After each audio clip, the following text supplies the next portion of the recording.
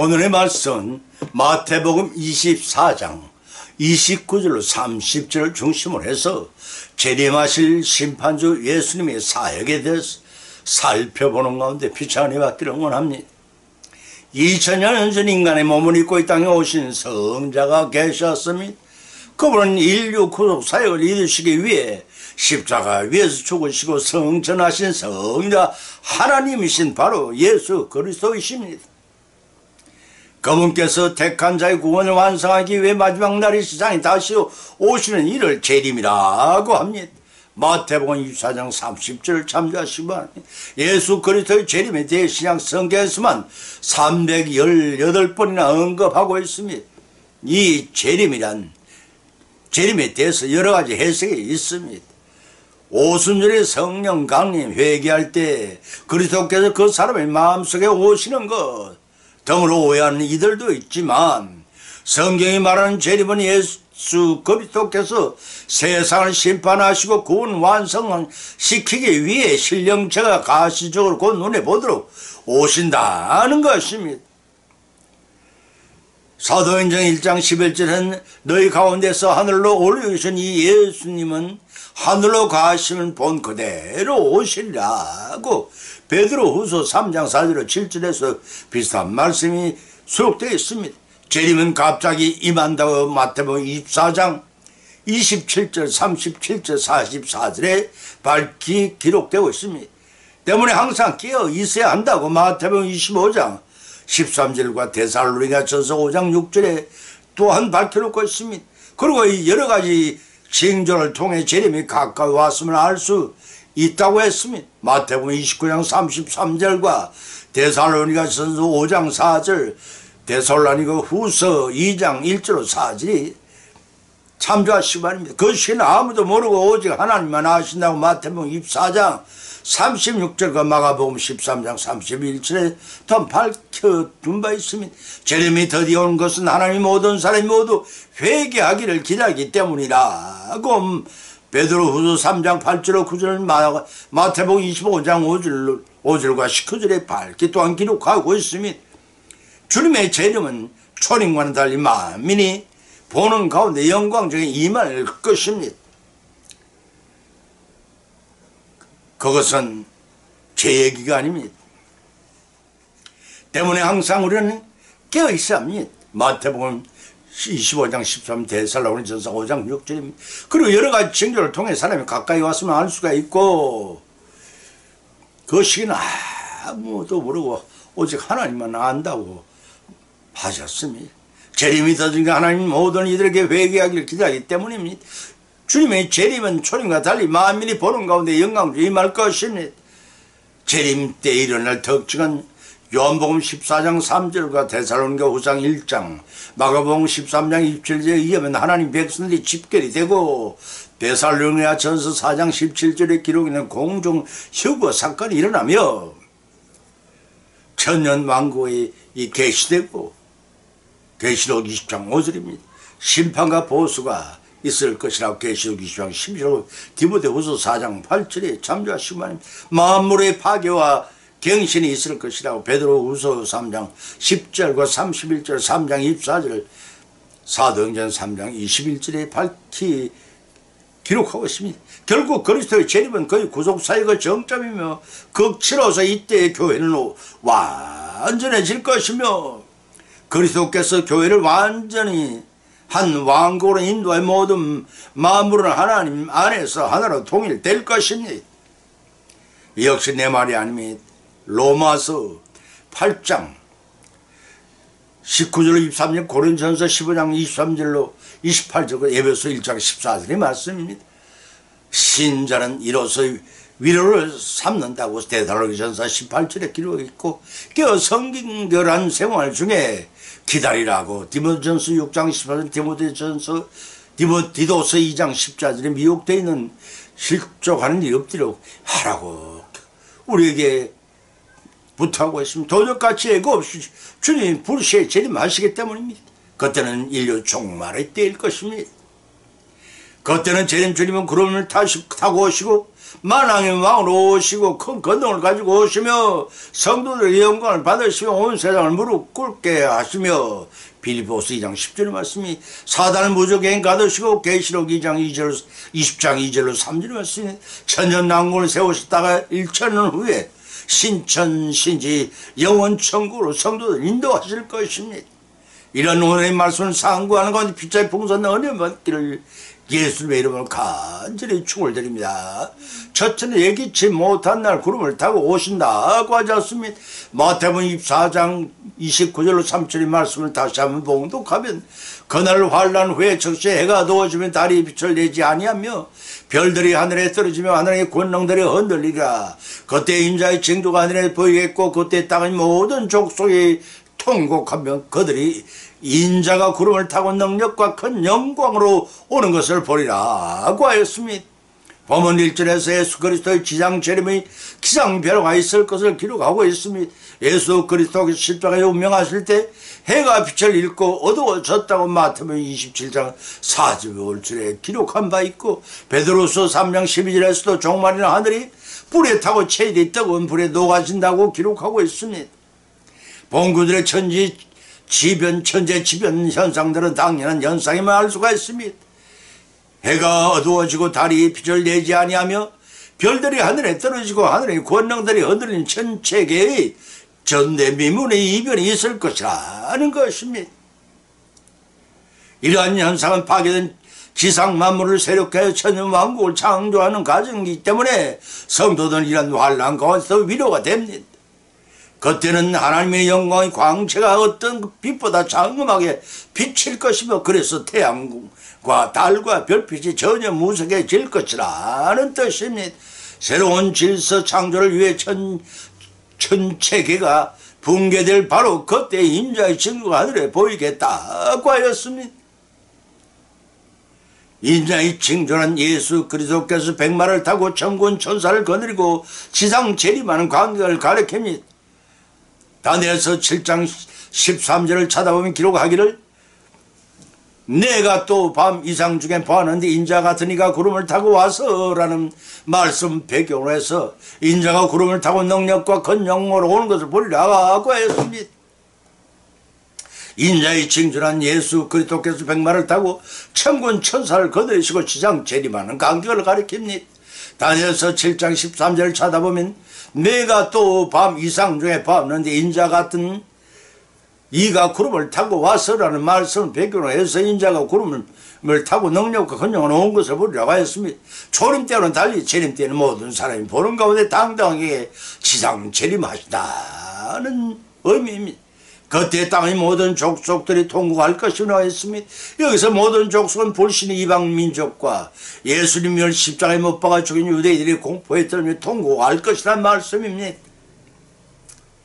계시록 1장 7절을 찾아보면 볼지어다 구름을 타고 오시랴 각인의 눈이 그를 보겠고 그를 찌른 자도 볼 터이요 땅에 있는 모든 족속이 그를 인하여 예국하리라. 기록이 그것입니다. 천국 복음을 거부했거나 기독교인을 핍박한 사람들 역시 그들 자신의 불신과 심판에 대해 두려움에서 통곡하게 될 것입니다. 다니엘 12장 10절의 말씀입니다. 여기서 중요한 사실은 우리 성도들도 그때 영적으로 깨어있지 않고 잠들어 있다면 재림 주님을 영광으로 맞지 못하고 어두운 가운데 이를 갈며 살피고 울게 되는 낭비를 당할 것입니다.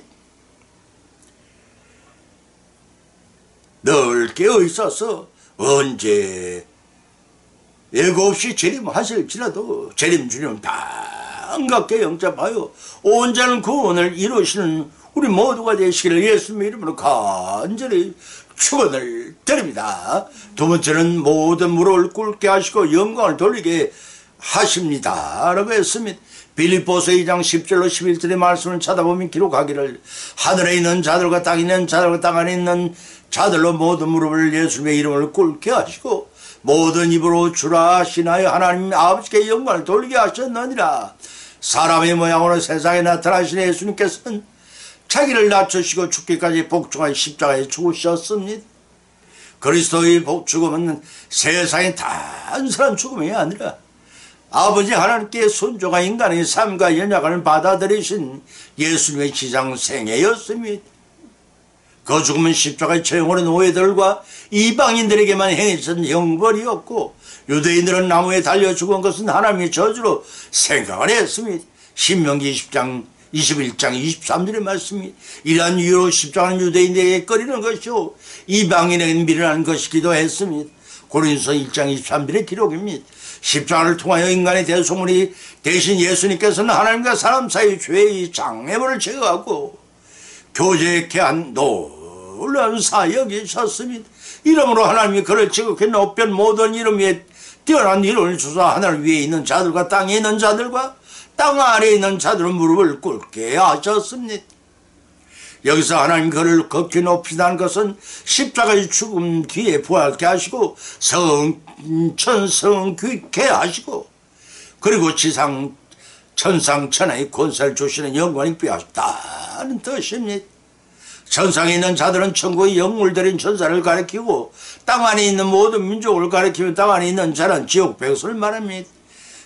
다시 말해서 하늘나라의 백성들과 천사들, 지상의 사람들과 모든 피조물과 사단의 무리들과 지하에 잠자는 모든 자를 망라하여 천상 천하 지하의 전 피조물을 총체한 말입니다.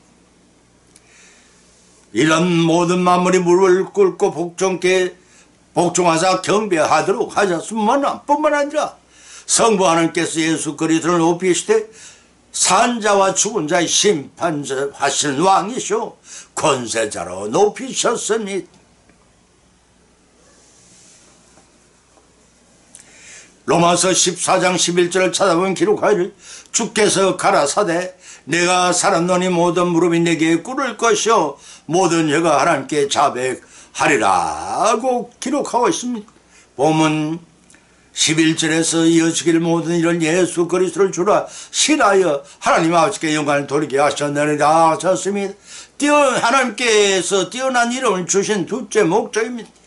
예수님을 주라 신있게 함으로써 구원을 얻게 한다는 것이 아니라 모든 인간으로 하여금 궁극적으로 그리스도의 통치를 시인하게 한다는 의미입니다. 모든 피조물이 예수 그리스도를 주라 시인하고 그에게 복종하는 것은 아버지 하나님의 뜻을 이루어 드리는 것입니다. 이는 결과적으로 하나님께 영광이 됩니다. 왜냐하면 그리스도를 높이신 그 사역을 행하신 하나님의 권세가 그리스도를 통하여 나타난 것처럼 아버지의 영광 아들 안에서 돌려주기 때문입니다.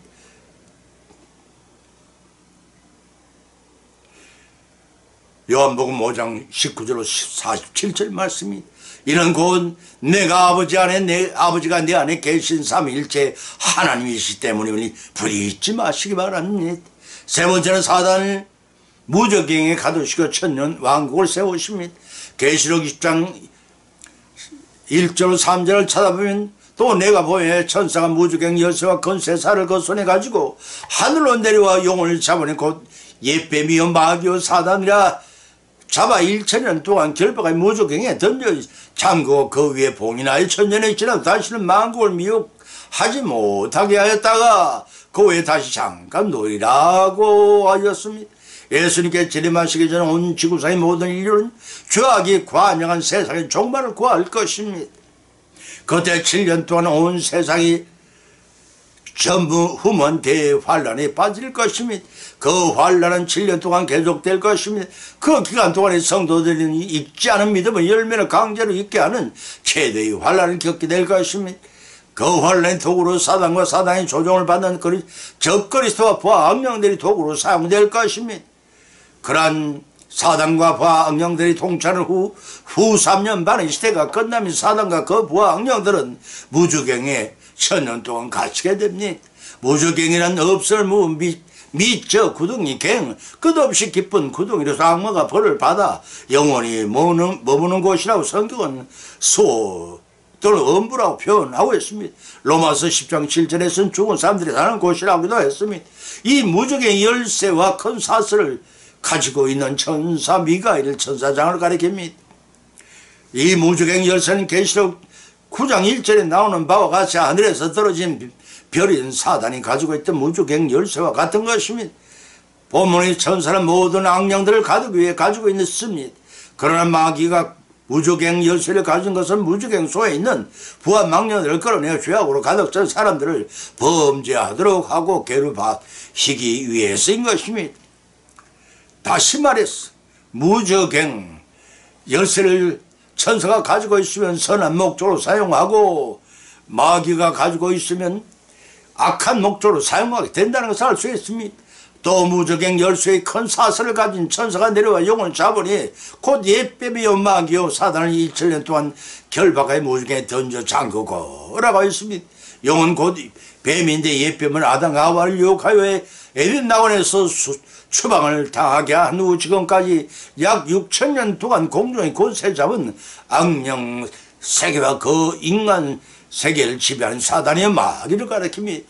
그 마귀는 천년왕국이 끝날 때까지 무주경 속에 갇혀 나오지를 못하게 될 것입니다. 그런다면 45일 동안에 다니엘서 12장 11절 11절에 기록한 것과 같이 1290일 후 3년 반이 끝난 날로부터 45일이 지난 천년왕국 시대가 시작됩니다. 따라서 45일은 천년왕국을 개국하기 위해 준비하는 과정이라고 할 수 있겠습니다. 계시록 1장 3절은 바로 이 45일 기간에 있을 일들입니다. 이 45일에 우리는 주목해야 됩니다. 그 첫째는 45일의 첫날에는 7년 대화를 통과하면서 정결된 성도들이 영적 할례를 받게 됩니다. 두 번째는 아마겟돈 심판에 의해 대환란이 끝난 후에도 살아남은 불신자들을 완전히 멸망시키는 기간입니다. 세 번째는 불신자들과 교통하는 악령들을 결박하여 무주경 속에 몰아넣는 기간이기도 합니다. 그 네 번째는 7년 대환란을 통하여 엄청나게 파괴된 자연환경의 일부를 복구하여 천년왕국을 열기 위해 준비하는 기간입니다. 마귀는 천년 동안 무저경 속에 결박되어 있다가 천년왕국 시대가 끝난 후에 또다시 무저경 속에 부하 악령들을 나와서 잠시 천년왕국의 백성들을 미혹해 하는 시험을 도구로 사용되었다가 영원한 불못에 던져치고 그 시험에 통과한 성도들과 함께 모든 성난 성도는 신천신지 영원 천국에 들어가 영창을 복락을 누리게 될 것입니다. 이런 복음을 믿고 믿음으로 성령 하나님께 영광을 두는 모두가 되시기를 예수님의 이름으로 간절히 축원을 드립니다. 결론을 맺습니다. 오늘의 본 말씀은 상고하는 가운데 우리는 세 가지 교훈을 받았습니다. 그 첫 번째는 초림하신 예수님과 달리 재림 예수님께서 세상 모든 민족들이 보는 가운데 천군 천사를 대동하고 백마를 타시고 위풍당당하게 지상 재림하십니다. 두 번째는 하나님께서는 순종으로 십자가 사역을 마친 예수 그리스도를 모든 이름 위에 두시고 천상천하 지하의 모든 생물이 무릎을 꿇고 복종하도록 천상천하 지하의 권세를 주시고 경배토록 하셨습니다. 그 세 번째는 7년 대환이 끝나는 날로부터 천년왕국 개국되기 전의 45일 동안에 가브리엘 천사가 큰 사슬과 무주갱 열쇠를 가지고 내려와 사단과 그 부악령들을 가둠으로 천년 동안 죄악을 모르는 천년왕국 시대를 열리게 될 것입니다. 이러한 예수님의 그리스도의 재림은 우리 성도의 구원을 온전히 이루게 하시기 위하여 천년왕국을 거쳐 영원 천국에 들어가 영생벌을 누리게 하기 위해 이 땅에 출수하러 오신다는 사실을 아셔야 합니다. 우리 모두 깨어있는 믿음으로 잘 익어져서 추수하러 오신 재림주님께 한 분도 나고자가 없이 모두 영접하여 그 영광에 참여하시기를 예수님의 이름으로 간절히 축원을 드립니다. 찬송가 236장을 올리겠습니다.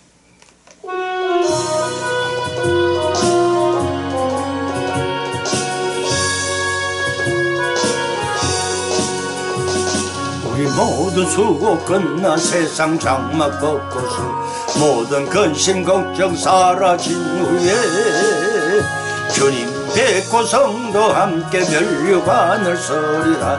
새 예루살렘에서 성도들이 함께 올 때 기뻐 노래하리라. 새 예루살렘 호산나를 높이 불러 왕의 왕을 맞으리. 새 예루살렘에서 가는 길이 외로워도 주님 나를 붙더니 시험 환난 근심 걱정 없으며 주님 믿고 따라가면 그의 뜻을 알리라. 새 예루살렘에서 성도들이 함께 올 때 기뻐 노래하리라. 새 예루살렘 새 예루살렘 보선 나를 높이 불러 왕의 왕 마저리. 새 예루살렘에서 내가 세상 작별하고 모두 눈물 거두고 주님 영광 찬란하게 비출 때 나를 구속하신 주님 기쁨으로 배우리. 새 예루살렘에서 성도들이 함께 올 때 기뻐 노래하리라. 새 예루살렘 새 예루살렘 호산나를 높이 불러 왕의 왕 마저리. 새 예루살렘에서 아름다운 그곳에서 구속파 성도와 사랑하는 주님 만나 배울 때 주님 영광 노래하며 영원토록 살리라. 새 예루살렘에서 성도들이 함께 올 때 기뻐 노래하리라. 새 예루살렘 새 예루살렘 호산나를 높이 불러 왕의 왕을 맞으리. 새 예루살렘에서 아멘.